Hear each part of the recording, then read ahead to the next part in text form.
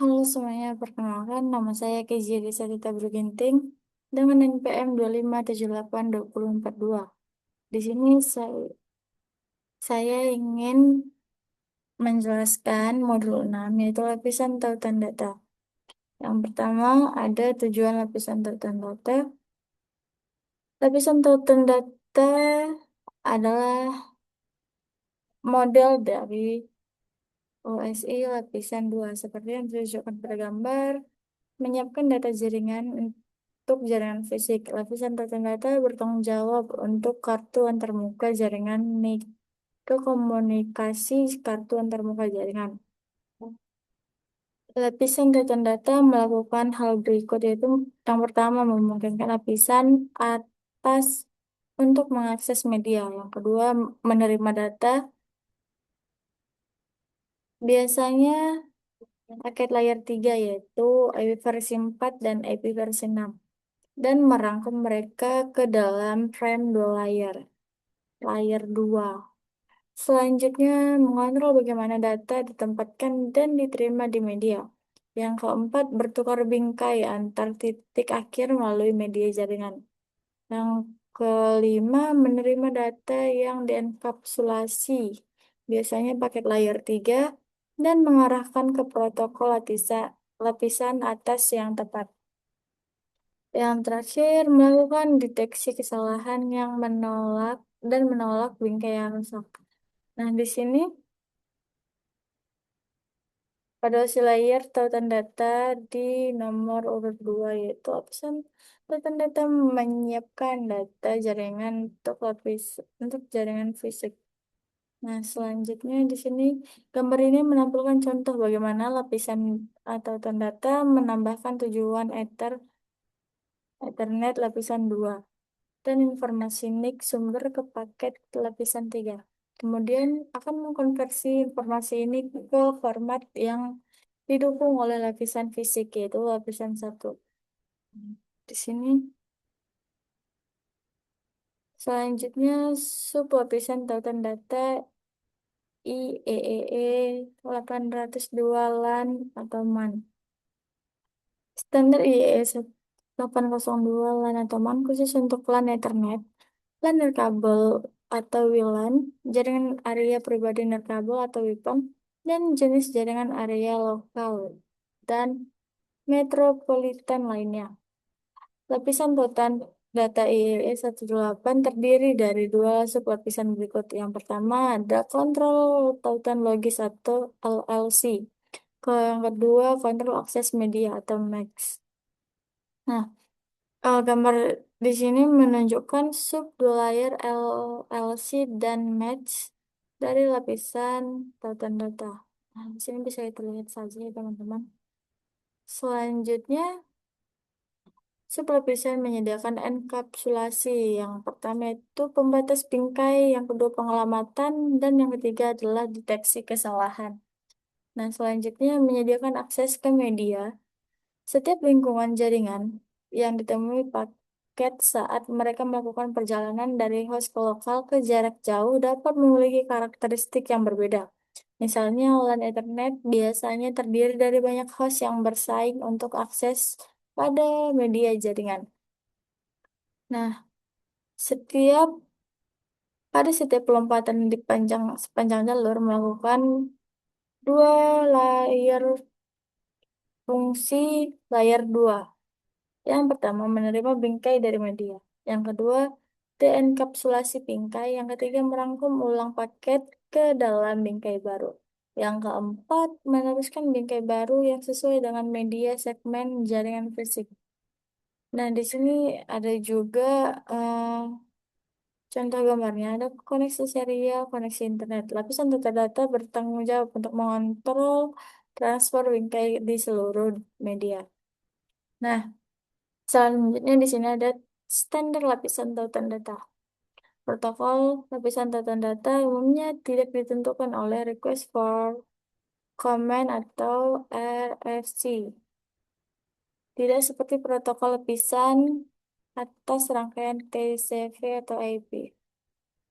Organisasi teknik yang menentukan standar dan protokol terbuka yang berlaku untuk lapisan akses jaringan yaitu lapisan fisikosi dan tautan data meliputi yang pertama Institut Insinyur Listrik dan Elektronik atau IEE, Persatuan Telekomunikasi Internasional atau ITU. Ketiga, Organisasi Internasional untuk Standarisasi atau ISO, dan terakhir Institut Standar Nasional Amerika atau ONSI. Nah, di sini ada logo organisasi rekayasa. Di sini ada IEE, ITU, ISU, dan ASI. Selanjutnya di sini ada kuis. Di sini nanti kita bisa mengerjakannya masing-masing di metacat kita sendiri. Nah, di sini kita buat ulang.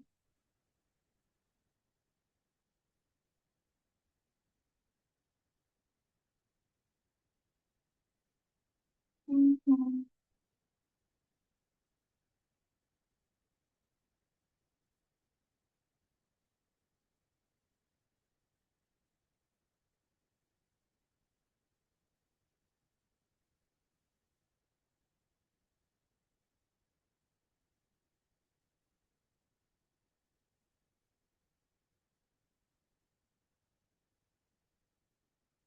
Kemudian yang kedua ada topologi.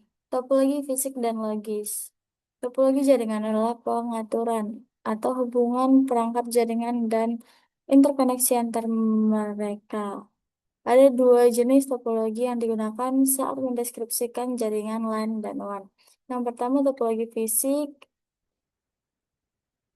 seperti router, saklar, dan titik akses nirkabel saling berhubungan. Yang kedua ada topologi logis mengacu pada cara jaringan mentransfer bingkai dari satu mode ke mode berikutnya.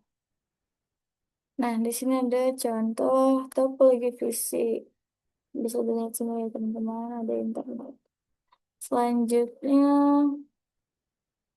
ada lagi kalau topologi atau topologi internet. Hmm.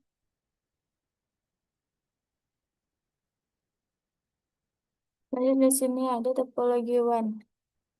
Angka tersebut menggambarkan bagaimana WAN secara umum saling terhubung menggunakan tiga topologi fisik umum.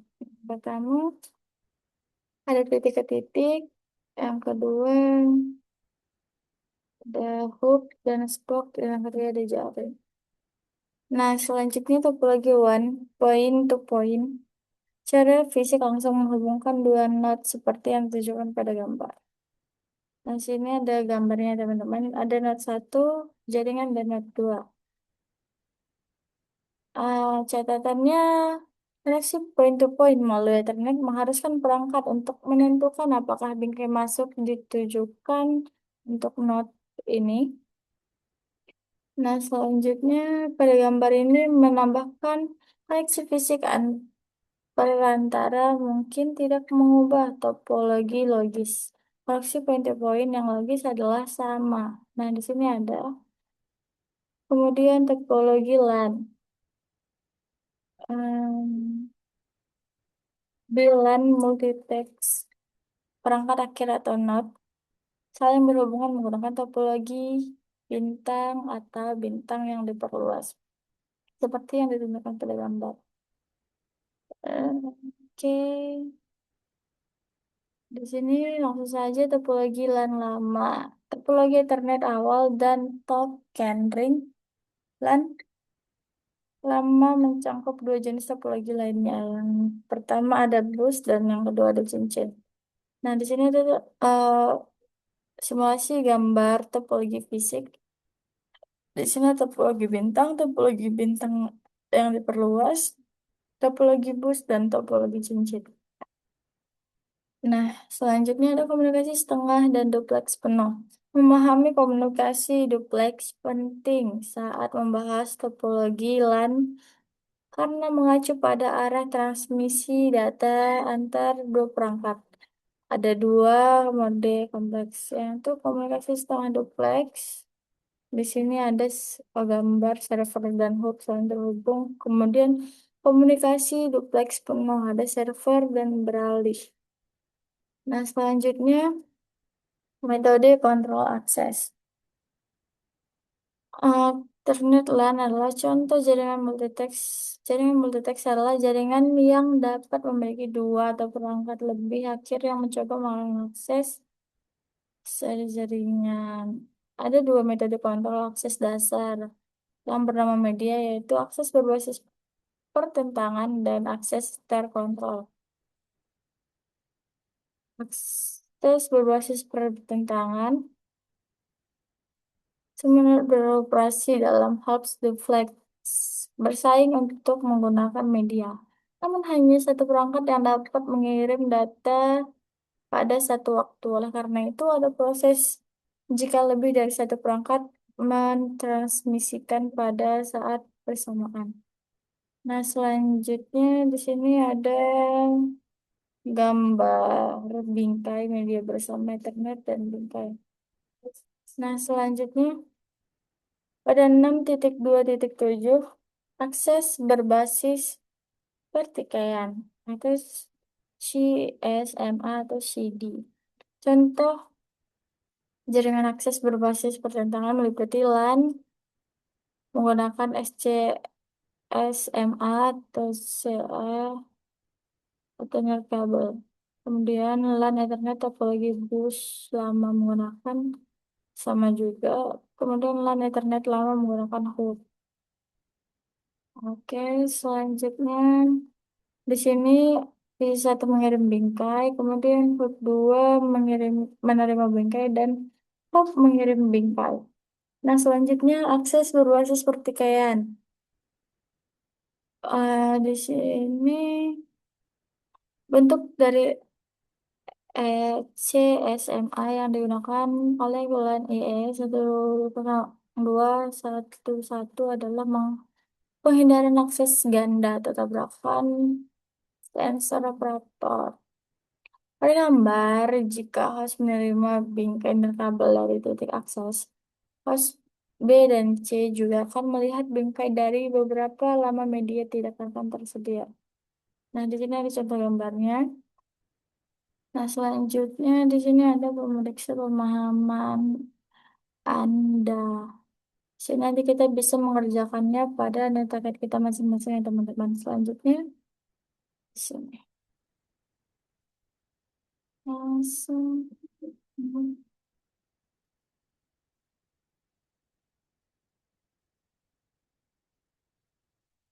Ya, tuh, tuh, tuh. Ini kita tunggu dulu.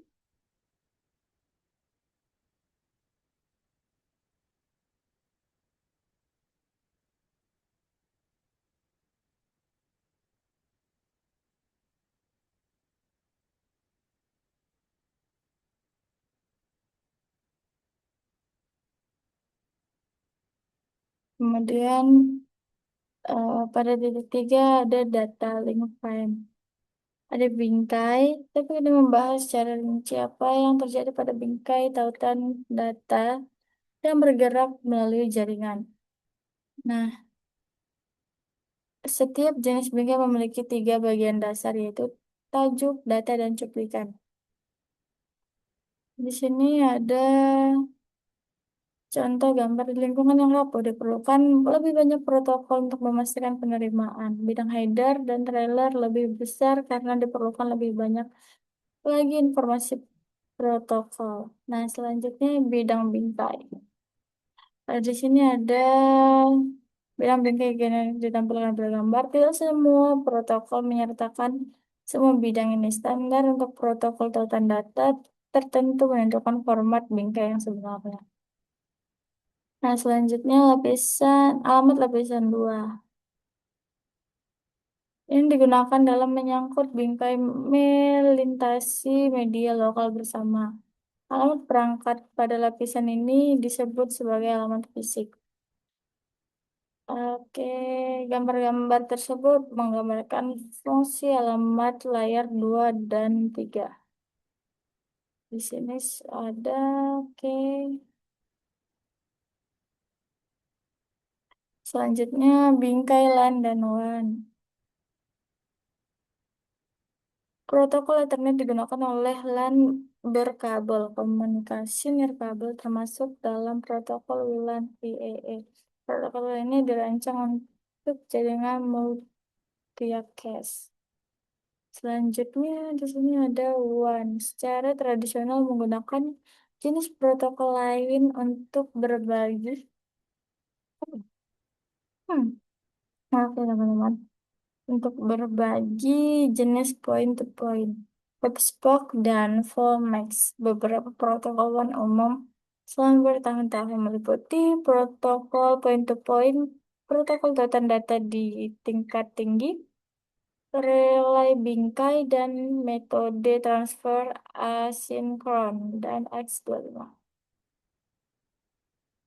Nah, di sini protokol lapisan tautan data meliputi Ethernet, 802.11 nirkabel, protokol point-to-point, kontrol tautan data tingkat tinggi, dan relay bingkai. Nah, di sini ada contoh gambar protokol lapisan 2. Nah, selanjutnya di sini ada pemeriksa pemahaman data link file. Di sini kita disuruh mengerjakannya pada netaket kita masing-masing. Selanjutnya ada modul practice and quiz atau latihan. Nah, di sini kita bisa mengerjakan modulnya pada netaket kita masing-masing ya teman-teman. Mungkin hanya itu yang bisa saya jelaskan pada modul 6 kali ini. Kurang lebihnya saya mohon maaf. Saya mengucapkan terima kasih.